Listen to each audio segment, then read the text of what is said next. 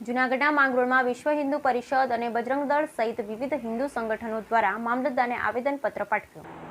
જેમાં હાલ બાંગ્લાદેશમાં જે અરાજકતા પરિસ્થિતિમાં ત્યાંના ઉગ્રવાદીઓ દ્વારા હિન્દુ સમાજ પર મોટે પાયે અત્યાચાર શરૂ કર્યો છે. માસૂમ દીકરીઓ પર અત્યાચાર, ગુજારી, બળાત્કાર તેમજ ધાર્મિક સ્થળો, વેપારીઓની દુકાનો, હિન્દુઓના ઘરોને નુકસાન કરી રહ્યા છે. ત્યારે ભારત સરકાર દ્વારા આ બાબતે ગંભીર ગણી તાત્કાલિક કડક પગલાં ભરી બાંગ્લાદેશમાં નિર્દોષ લઘુમતી હિન્દુઓને રક્ષણ સલામતી મળી રહે તેવી રજૂઆત સાથે માંગરોળ વિશ્વ હિન્દુ પરિષદ, બજરંગ દળ તેમજ વિવિધ સંગઠનો દ્વારા રાષ્ટ્રપતિશ્રીને સંબોધી માંગરોળ મામલતદારને આવેદનપત્ર આપવામાં આવ્યું. આવેદનપત્ર આપવામાં વિશ્વ હિન્દુ પરિષદ, બજરંગ દળના હોદ્દેદારો સાથે ધાર્મિક, રાજકીય, સામાજિક સંગઠનના આગેવાનો સાથે હિન્દુ સમાજના આગેવાનો બહોળી સંખ્યામાં જોડાયા. Bureau report Vinubhai Meshvaniya, Mangrol.